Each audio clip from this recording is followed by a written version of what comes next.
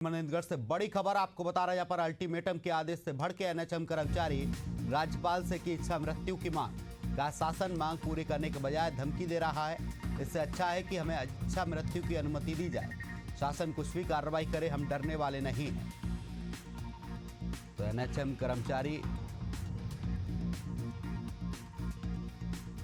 शासन के आदेश के बाद भड़के हैं एनएचएम कर्मचारी। मनेंद्रगढ़ से खबर है, जहां पर अल्टीमेटम के आदेश से भड़के एनएचएम कर्मचारी राज्यपाल से की इच्छा मृत्यु की मांग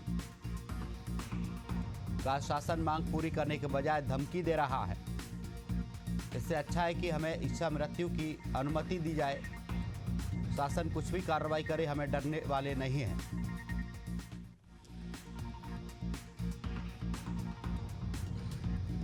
सरकार हमारी मांगों को पूरा नहीं कर रही है। कहीं न कहीं हमको जो आज अल्टीमेटम का जो मिला है लेटर, उसमें धमकी भरा हुआ है कि आप आज शाम तक ज्वाइन नहीं करोगे तो आपको बर्खास्त करेंगे। हमारी मांगें अगर पूरी नहीं हो रही हैं तो हम यहाँ पे हड़ताल में डटे हुए। आज जैसा कि आप देख रहे हैं, माननीय राज्यपाल महोदय को इच्छा मृत्यु का हमारे सभी टीम ज्ञापन देने जाने वाले हैं, क्योंकि हमारी मांगों को कहीं न कहीं अनदेखा किया जा रहा है। इसलिए आज हम माननीय राज्यपाल महोदय को ज्ञापन देंगे एसडीएम साहब के माध्यम से। इसी बीच जालौन से खबर आपको बता रहा है, यहाँ पर माधोगढ़ में बम्बी माइनर ओवरफ्लो 500 बीघा फसल डूबी है। किसानों ने तहसील पहुंचकर शिकायती पत्र सौंपा है। मुआवजा और सफाई की मांग की गई है। मांग पूरी नहीं होने पर अनशन की चेतावनी दी गई है। किसानों ने तहसील कार्यालय पहुंचकर शिकायती पत्र सौंपा है। मांग पूरी न होने पर अनशन की चेतावनी दी है। तो जालौन से खबर है, यहाँ पर माधोगढ़ में बम्बी माइनर ओवरफ्लो हुआ है। 500 बीघा फसल डूबी है। किसानों ने तहसील पहुंचकर शिकायती पत्र सौंपा है।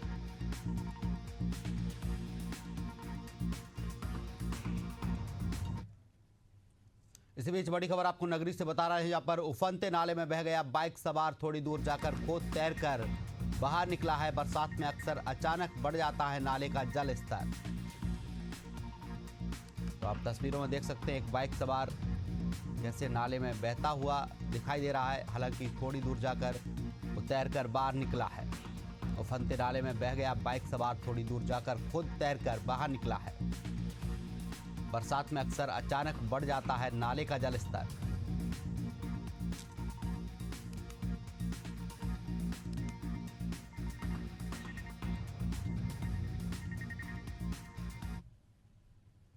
छत्तीसगढ़ की उच्च शिक्षा को अब और आधुनिक, नवाचारी और युवाओं के भविष्य के अनुरूप बनाने की तैयारी तेज हो गई है। बैठक में उच्च शिक्षा मंत्री टंकराम वर्मा ने विभागीय अधिकारियों को स्पष्ट निर्देश दिए हैं कि अब उच्च शिक्षा में केवल योजनाएं नहीं बल्कि ठोस क्रियान्वयन दिखना चाहिए।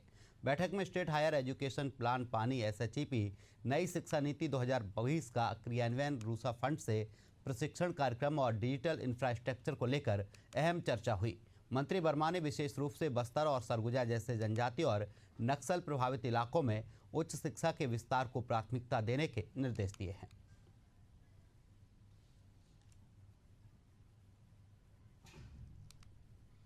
पहले तो हम हमारे माननीय मुख्यमंत्री जी को हम बधाई और हृदय से धन्यवाद देते हैं कि इतनी बड़ी जवाबदारी हमको दी है। क्योंकि मैं शिक्षा के प्रति मेरा लगाव भी रहा है, तो अब मुझको ऐसा लगता है कि थोड़ा सा ज़्यादा मेहनत करके अच्छा काम करना है।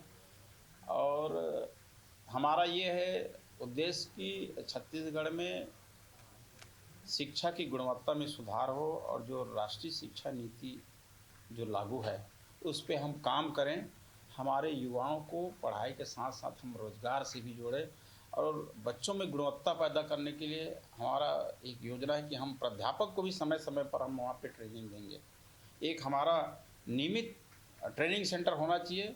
प्रदेश के शिक्षक समय समय पर आवासीय रूप से सप्ताह भर के लिए 10 दिन के लिए वहाँ पे उनका प्रशिक्षण हो, बाहर से प्रशिक्षण देने वाला विद्वान को लाएं।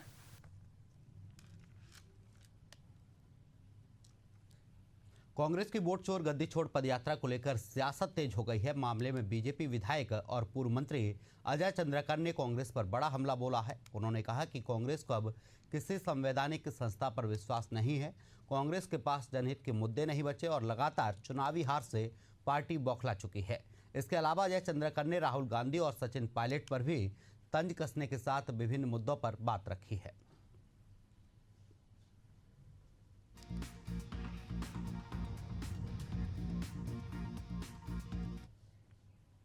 मध्य प्रदेश की मोहन सरकार ने बड़ा फैसला लेते हुए राज्य के अलीराजपुर जिले का नाम बदलकर अलीराजपुर कर दिया है। आपको बता दें, जिसकी अधिसूचना भी जारी कर दी गई है।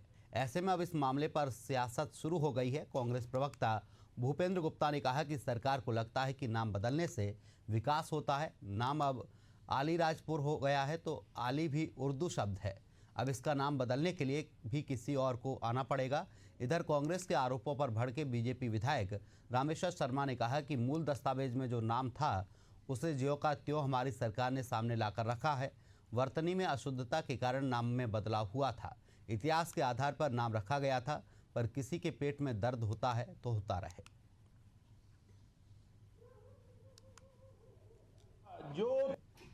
जो थोड़ा सा शब्दों का उच्चारण या शब्दों की लेखनी में समय और काल परिस्थिति अनुसार थोड़ा सा उसमें वो हो गया था, तो उसको सुधार करके सरकार ने प्रस्तुत किया है। और सरकार की सीधी मंशा है कि जो वहाँ के बोलचाल की भाषा है, वहाँ के जो रहवासियों की भाषा है, उस भाषा का अगर हम इस्तेमाल करेंगे तो लोग ज़्यादा से ज़्यादा उससे परिचित होंगे। और अतीत में जो नाम था उसी नाम को शुद्धिकरण करके सुधार के फिर से सरकार ने प्रस्तुत किया है। इसलिए हम मध्य प्रदेश सरकार को इस कार्य के लिए भारतीय जनता पार्टी जो है परम विद्वानों की पार्टी, सब आकाश मार्ग से इसमें लोग आए हुए हैं, इतने विद्वान लोग आए हुए हैं तो उन्हें लगता है कि पर्ची बदल जाने से उसके जो है हालात बदल जाते हैं। वहाँ पर अचानक सोने के महल उगाते हैं, वहाँ पर जो है ऊपर से जो है सारे दिव्य देवता फूलों की वर्षा करने लगते हैं और जो है सारे देवता जो है भजन करने लगते हैं कि क्या बड़ा काम किया है। अब अलीपुर की जगह अलीपुर लिख देने से क्या वहाँ के लोगों के हालात बदल जाएंगे? अलीराजपुर जो है दुनिया का सबसे गरीब जिला है, जहाँ की कल्पना जो है इथोपिया से उसकी बराबरी हंगर इंडेक्स में करी जाती है। क्या सरकार ये 20 साल से मेडल टांगे घूम रही है? भाजपा की सरकार को इसमें लोकलाज आई है कि पहले वो इस मेडल को फेंके नाली में और वहाँ के लोगों का जीवन स्तर उठाए। बिहार के नेता प्रतिपक्ष तेजस्वी यादव ने आज अपनी बिहार अधिकार यात्रा की शुरुआत की है। इस दौरान उन्होंने मीडिया से बातचीत में कहा कि यात्रा का उद्देश्य लोगों के अधिकारों को दिलाना है। यात्रा की शुरुआत जहानाबाद से हो रही है और समापन वैशाली में होगा। इस दौरान उन्होंने सरकार पर निशाना साधा और आरोप लगाया है कि बिहार में कानून व्यवस्था की स्थिति बेहद खराब है और इसे जंगल राज करार दिया है।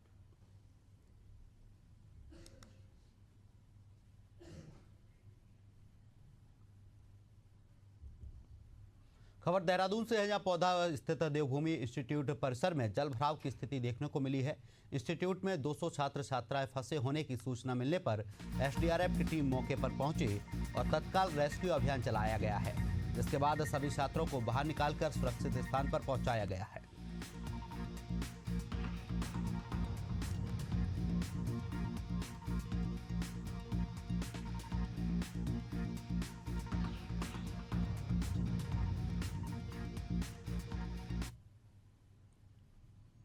गोरखपुर जिले के पिपराइच क्षेत्र के छात्रधारी गांव में बीती रात पशु तस्करों की गोली से नीट छात्र दीपक गुप्ता की मौत हो गई।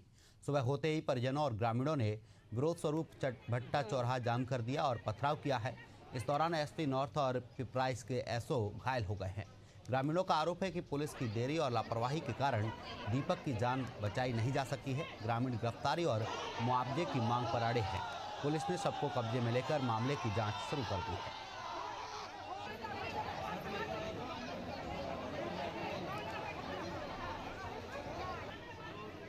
हाँ।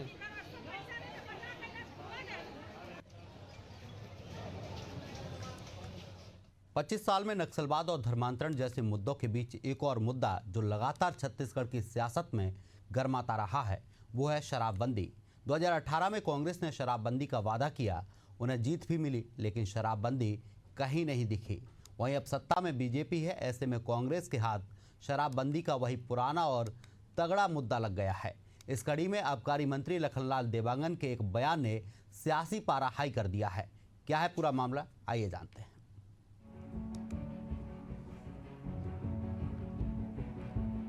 साल 2018 में कांग्रेस शराबबंदी के वादे के साथ सत्ता में आई थी। सरकार के 5 साल भी बीत गए, लेकिन शराबबंदी तो दूर, शराब सिंडिकेट और आबकारी घोटाले के आरोपों में कांग्रेस खुद घिर गई है। अब जब बीजेपी की सरकार है तो सवाल फिर से वही है, क्या शराबबंदी होगी? इसी बीच आबकारी मंत्री लखनलाल देवांगन का एक बयान भी सामने आया है, जिसमें वो कहते नजर आए हैं कि अच्छी दुकानें खुलेंगी तो शौकीन लोग अच्छे से जाएंगे। माननीय मुख्यमंत्री ने विभाग का जवाबदारी सौंपा है। पहले बार मैंने प्रदेश स्तरीय अधिकारियों को बैठक लिया था। अब मैंने स्पष्ट शब्दों में कह दिया है कि बाहर के कोई भी प्रदेश के बॉर्डर के प्रदेश की शराब छत्तीसगढ़ में आएगा और आप लोग उसको पकड़ नहीं पाओगे, कार्रवाई नहीं करोगे तो आप लोग के ऊपर कार्रवाई प्रीमियम शराब दुकान खोलने का आखिर निर्णय क्यों लेना पड़ा? प्रीमियम शराब दुकान खोलने का, जैसे अंबिकापुर सूरजपुर में खुली है, इस शराब दुकानें क्यों खोली जा रही? फीस है कि शोरूम टाइप की शराब दुकान खोल रही है, प्रीमियम शराब दुकान। अब अच्छा दुकान खुलेगा, शौकीन लोग अच्छा जाएंगे। मंत्री जी, जिस तरह एमसीबी की बात सामने आ रही, लगातार मिलावटी। मंत्री जी का बयान सामने आते ही कांग्रेस ने सरकार को घेरने में देर नहीं। सवाल उठाते हुए विपक्ष ने कहा कि क्या सरकार जनता को शराब ही पिलाना चाहती है? रोजगार, स्वास्थ्य, शिक्षा, इन मुद्दों पर कब बात होगी? ये सरकार इस तरह की पार्टियों को दे रही है, लेकिन बेहद ही चिंताजनक है, दुर्भाग्य है कि प्रदेश में जब विपक्ष में भारतीय जनता पार्टी थी तो हमेशा ये शराबबंदी की बात करती थी और अब सरकार में आई और शराब की खपत और बिक्री बढ़ाने में लगी हुई है। आबकारी मंत्री लखनलाल देवांगन जी कहते हैं कि अब प्रीमियम शराब की दुकान खोली जाएगी ताकि अच्छे लोग भी आकर शराब पी सके। मतलब इस सरकार में अन्य प्रदेशों से नकली शराब, नकली होलोग्राम वाला शराब धड़ल्ले से गली और मोहल्ले में बिक रहा है, लेकिन ये सरकार अपनी काली कमाई के लिए बिल्कुल आंख बंद करके बैठी हुई है। कहीं न कहीं सरकार के संरक्षण में पूरे प्रदेश में अवैध और नकली होलोग्राम वाली शराब अन्य प्रदेशों से जो शराब आ रहे उनको बेचकर खपत करने में लगी हुई है। इधर सक्ती जिले में नकली शराब पीने से 2 लोगों की मौतें हो गई। शिकायत मिली कि आज भी नकली होलोग्राम, अवैध शराब और माफियाओं का पूरा नेटवर्क एक्टिव है।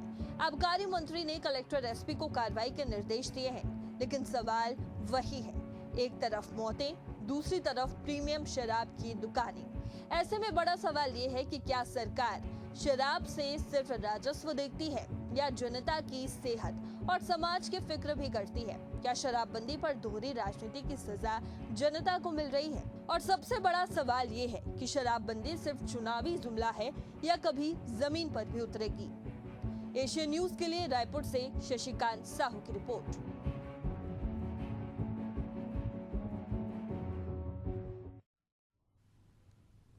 संविधान निर्माण में अहम भूमिका निभाने वाले डॉक्टर BN राव समर्थित रक्षक मोर्चे ने अपनी मांगों को लेकर केंद्रीय मंत्री ज्योतिरादित्य सिंधिया को ज्ञापन सौंपा है। आपको बता दें कि ग्वालियर हाईकोर्ट में अंबेडकर मूर्ति विवाद के चलते डॉक्टर BN राव समर्थक लामबंद हो गए थे और उसके बाद जस्टिस BN राव समर्थकों ने ठाटीपुर स्थित नेहरू पार्क में डॉक्टर BN राव की प्रतिमा लगाने के लिए भूमि पूजन किया था, जिसे पुलिस प्रशासन ने पहुंचकर रुकवा दिया।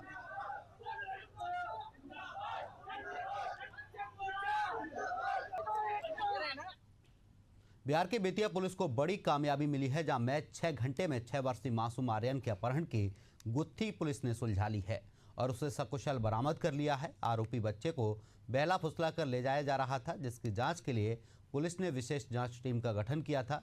आपको बता दें कि आरोपी और बच्चे को रामनगर स्टेशन से बरामद किया गया है, जो कि गोरखपुर की ओर जा रही थी।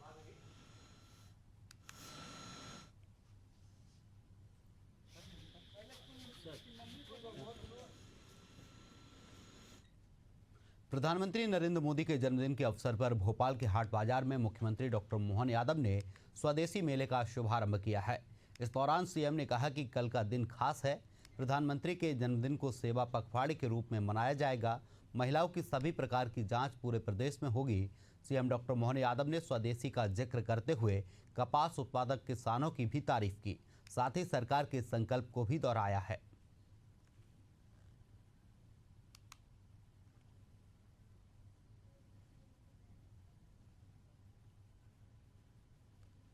उत्तराखंड में भारी बारिश का कहर जारी है। प्रदेश के आपदा प्रबंधन सचिव ने जानकारी देते हुए बताया कि पिछले 24 घंटे से प्रदेश के विभिन्न हिस्सों में भारी बारिश हो रही है। देहरादून जनपद में करीब 20 स्थानों पर जलभराव हुआ है। लगातार हो रही बारिश से भारी नुकसान हुआ है। लोगों को रेस्क्यू किया जा रहा है। वहीं अभी तक पूरे प्रदेश में 4 लोगों की मौत की सूचना है।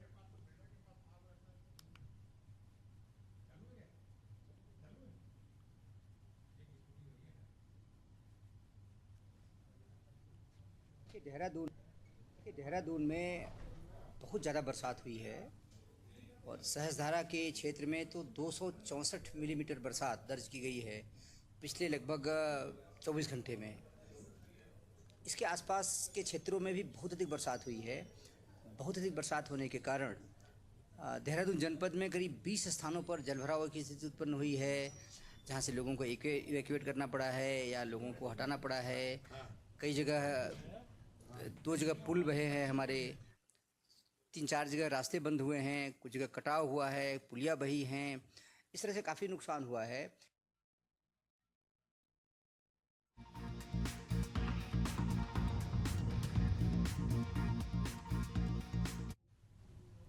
खबर यूपी के बरेली से है, जहां क्राइम ब्रांच बड़ी कार्रवाई करते हुए धोखाधड़ी के 2 आरोपियों को गिरफ्तार की है। आरोपियों पर 15-15 हजार रुपए का इनाम था।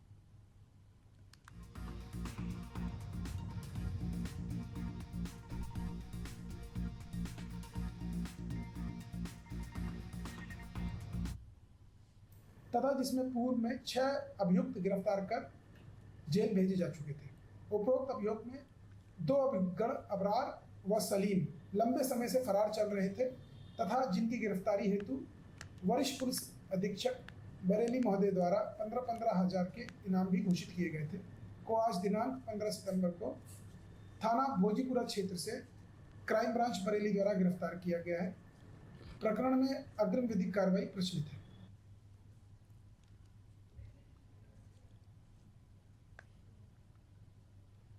बेमेतरा जिले के 5 से 7 गांव से पहुंचे करीब 500 ग्रामीणों ने कलेक्ट्रेट का घेराव किया। हाथों में तख्ती, नारों और आवाजों के साथ उन्होंने जिला प्रशासन से पानी की समस्या को लेकर गुहार लगाई। ग्रामीणों का कहना है कि बिजली समस्या के चलते उनके ट्यूबवेल बंद पड़े हैं, खेतों तक पानी नहीं पहुंच पा रहा है और फसलें सूखने की कगार पर हैं। इस दौरान ग्रामीणों ने जमकर नारेबाजी की और समस्या का समाधान नहीं होने पर उग्र आंदोलन की चेतावनी दी है।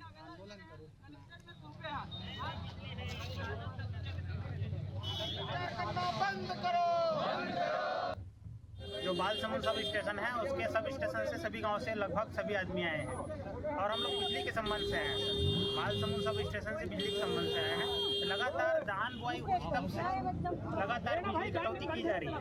हमें 1 घंटा बिजली नहीं मिल पा रही। हमारा खेत सूखा है और अकाल की स्थिति है। तो कलेक्टर साहब से यही निवेदन है, पूर्व में भी आए थे, 15 दिन पहले आए थे। कलेक्टर साहब और बिजली डिपार्टमेंट के डी साहब जो होता है उससे आश्वासन लेके गए थे कि 12 घंटा बिजली देंगे और अभी तक कोई 12 घंटा क्या 1 घंटा बिजली नहीं मिल पा रही है। ऐसा मनमानी बिजली विभाग का चल रहा है और ये कलेक्टर ऑफिस का चक्कर तो हम तो पूर्व से ही लगाया रहे। 5 बार 10 बार यहाँ कलेक्टर का ऑफिस चक्कर, आज फिर आए हैं। मेन समस्या भैया हमारा लाइन का है। लाइन तो आए दिन बंद रहता है और हम 5 गांव से आए हैं, पिटकुली, नवा गाँव, तरंजिया, कुशलापुर, झिरिया, रामपुर, सभी गाँव से। सबका एक ही परेशानी है लाइन का। 15 दिनों भैया मेरा 1 एकड़ खेत है, आज तक भरा ही नहीं। ऊपर से विधाता नाराज है, पानी की नहीं पता नहीं। बीजेपी सरकार बनाते तो विधाता भी नाराज हो जाता है।